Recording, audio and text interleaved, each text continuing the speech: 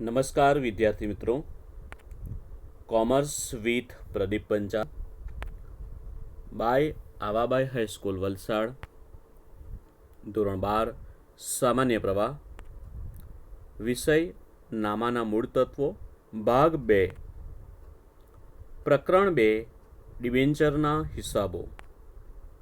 આજના આ વિડીયોમાં આપણે સ્વાધ્યાયનો પ્રશ્ન નંબર 5 જોઈશું. ડિબેન્ચર પ્રીમિયમે બહાર પાડવાનો દાખલો જોઈશું આપણે.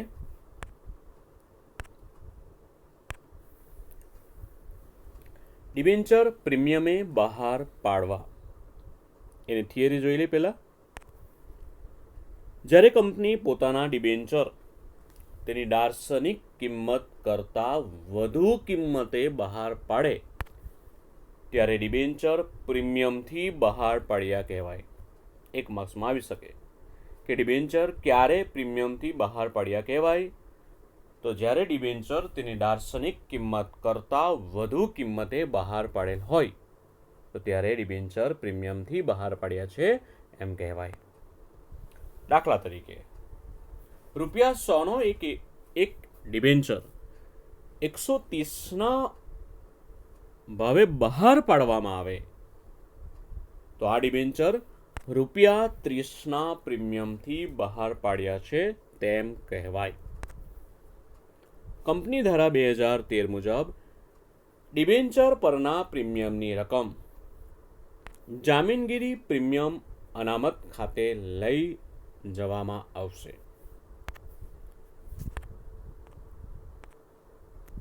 ડિબેન્ચર પરનું પ્રીમિયમ ઇક્વિટી શેર પરના પ્રીમિયમની જેમ મૂડી નફો છે, જેનો ઉપયોગ ડિવિડન્ડની વહેંચણી તરીકે નહીં પરંતુ મૂડી નુકસાનને માંડી વાળવા જેવા કે ડિબેન્ચર બહાર પાડતા આપેલ વટાવ, ડિબેન્ચર પરત પ્રીમિયમ, પ્રાથમિક ખર્ચા, પાઘડી, પેટન્ટ વગેરે માટે કરવામાં આવે છે.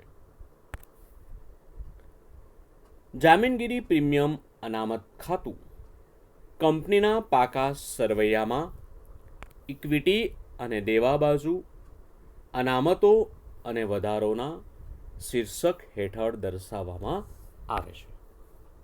ચાલો આપણે હવે સ્વાધ્યાયનો પ્રશ્ન નંબર 5 જોઈશું. દરેક વિદ્યાર્થીઓ ચોપડી કાઢો. ચોપડીમાં પેજ નંબર 112. સ્વાધ્યાયનો પ્રશ્ન નંબર 5. રકમ જોતા જઈએ, ગણતરી કરીએ અને ત્યારબાદ આપણે આમનોંધ લખીશું. ગરવી કોટન લિમિટેડે ₹500નો એક એવા 10%ના 6000 ડિબેન્ચર 40%ના પ્રીમિયમે બહાર પાડ્યા હતા. ચાલો, બહાર પાડેલ ડિબેન્ચર કેટલા? 6000. અરજી સાથે ₹200 ડિબેન્ચર દીઠ જે નાણાં મંગાવવામાં આવેલા છે તેમાં અરજી વખતે 200 છે, મંજૂરી વખતે 300 પ્રીમિયમ સહિત. ચાલો, પ્રીમિયમ કેટલું જો તમને સમજાવું. 100 + 200 લખ્યા છે, એમાં પ્રીમિયમ 200 લખ્યું એટલે 300 થઈ ગયા, પણ 200 કઈ રીતે આવ્યા? તો પહેલી ટીમાં કીધું છે કે ₹500નો ડિબેન્ચર છે. ₹500નો એક એવો ડિબેન્ચર છે જે 40% પ્રીમિયમે બહાર પાડ્યો છે. તો 500 × 40% એટલે 5 ચોક 20 એટલે 200 પ્રીમિયમ કહેવાશે. આખરી હપ્તા વખતે 200. કુલ 9000 ડિબેન્ચર્સ માટે અરજીઓ આવી હતી. અરજીઓ મળી આપણને 9000, જેમાંથી વધારાની અરજીઓ નામંજૂર કરી તેના પરના નાણાં પરત કરવામાં આવ્યા હતા. તો 6000 ડિબેન્ચર બહાર પાડેલા, અરજીઓ મળી 9000 ડિબેન્ચરની, એટલે આપણે પરત 3000 ડિબેન્ચર કરવામાં આવ્યા. મંજૂરી અને હપ્તા વખતે મંગાવેલી પૂરેપૂરી રકમ મળી ગઈ હતી. કંપનીના ચોપડે આમનોંધ પસાર કરો. ચાલો પહેલાં આપણે હેડિંગ મારીશું ગરવી કોટન લિમિટેડની આમ નોંધ.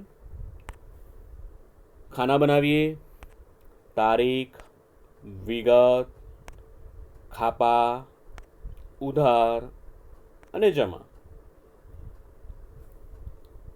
આપણે શેર મૂડીના ચેપ્ટરમાં જોઈ ગયા છે તે પ્રમાણે આપણે અરજી, મંજૂરી અને હપ્તાની આમનોંધ લખીશું.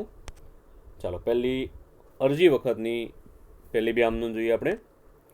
બેંક ખાતે ઉધાર તે 10% ડિબેન્ચર અરજી ખાતે. જો અંદર કીધું છે 10% ડિબેન્ચર બહાર પાડ્યા છે એટલે આપણે લખવાનું 10% ડિબેન્ચર અરજી ખાતે. નંબર 2, 10% ડિબેન્ચર અરજી ખાતે ઉધાર તે 10% ડિબેન્ચર ખાતે. આમાં ખાસ ધ્યાન રાખજો. ચાલો વધારાના ડિબેન્ચર પરત કર્યા છે એટલે તે બેંક ખાતે. બીજી આમનોંધમાં આપણે બેંક ખાતે લખીશું. ચાલો પહેલી આમનોંધની રકમ લખીએ આપણે. ચાલો આપણને અરજી કેટલી મળી છે? 9000 ડિબેન્ચરની.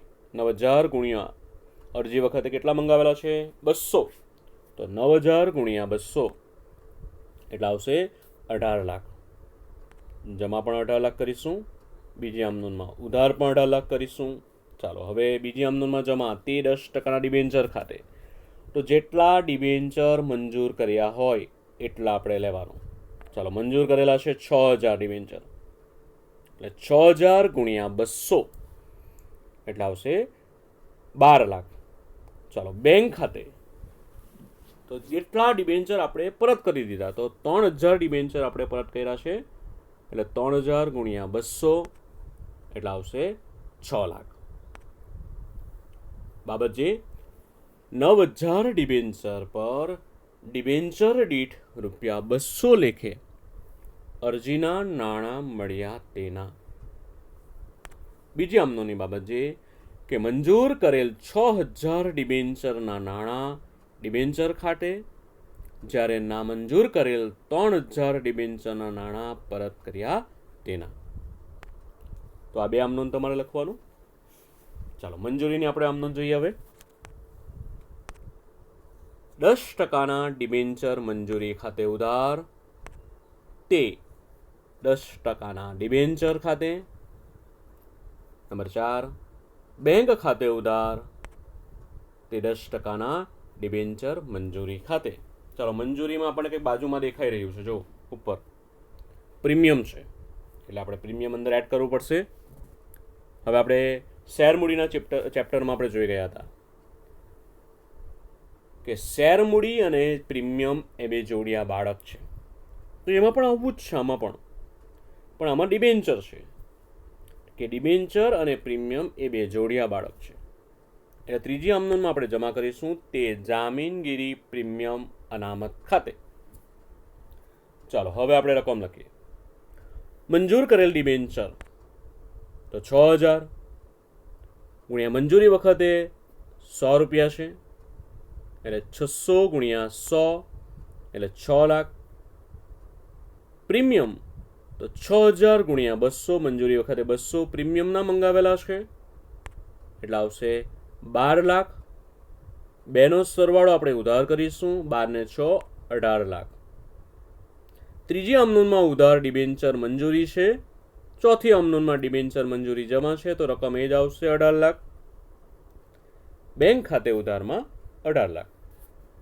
ચાલો બાબત જે મંજૂરી વખતે પ્રીમિયમ સહિત લેણી થતી રકમ ડિબેન્ચર દીઠ ₹300 લેખે નાણાં મંગાવ્યા તેના. ચોથી આમનોની બાબત જે કે મંજૂરી વખતે 6000 ડિબેન્ચર પર મંગાવેલી રકમ મળી ગઈ તેના. તો આ મંજૂરીની બે આમનોંધ તમારે નોટમાં લખી દેવાનું છે. હવે આપણે આખરી હપ્તાની બે આમનોંધ જોઈએ. 10% ડિબેન્ચર આખરી હપ્તા ખાતે ઉધાર તે 10% ડિબેન્ચર ખાતે. બેંક ખાતે ઉધાર તે 10% ડિબેન્ચર આખરી હપ્તા ખાતે. ચાલો રકમ લખીએ. જેટલા ડિબેન્ચર મંજૂર કર્યા છે તેટલા ડિબેન્ચર આપણે ધ્યાનમાં લેવાનું. 6000 ડિબેન્ચર મંજૂર કર્યા છે, તો 6000 ગુણ્યા આખરી હપ્તા વખતે ₹200 મંગાવેલા છે, એટલે 6000 ગુણ્યા 200 એટલે 12 લાખ. ઉધાર પણ 12 લાખ કરી દઈએ. છઠ્ઠી અમનોનમાં જમા પણ 12 લાખ કરીએ, કારણ કે પાંચમી અમનોનમાં ઉધાર ડિબેન્ચર આખરી હપ્તા ખાતે છે અને છઠ્ઠી અમનોનમાં ડિબેન્ચર આખરી હપ્તા ખાતે જમા છે, તો બંનેની રકમ એ જ આવે. હવે ઉધાર પણ આપણે 12 લાખ કરી દઈશું. બાબત જે લખીએ કે 6000 ડિબેન્ચર પર આખરી હપ્તાની રકમ પેટે ડિબેન્ચર દીઠ ₹200 લેખે નાણાં મંગાવ્યા તેના. છઠ્ઠી અમનોની બાબત છે 6000 ડિબેન્ચર પર હપ્તાની મંગાવેલ રકમ મળી ગઈ તેના. તો આખરી હપ્તાની બે અમનોન તમારે નોટમાં લખી દેવાનું. ચાલો ટોટલ કરીશું આપણે. કુલ સરવાળો ઉધાર ખાનાનો 96 લાખ અને જમા ખાનાનો પણ 96 લાખ.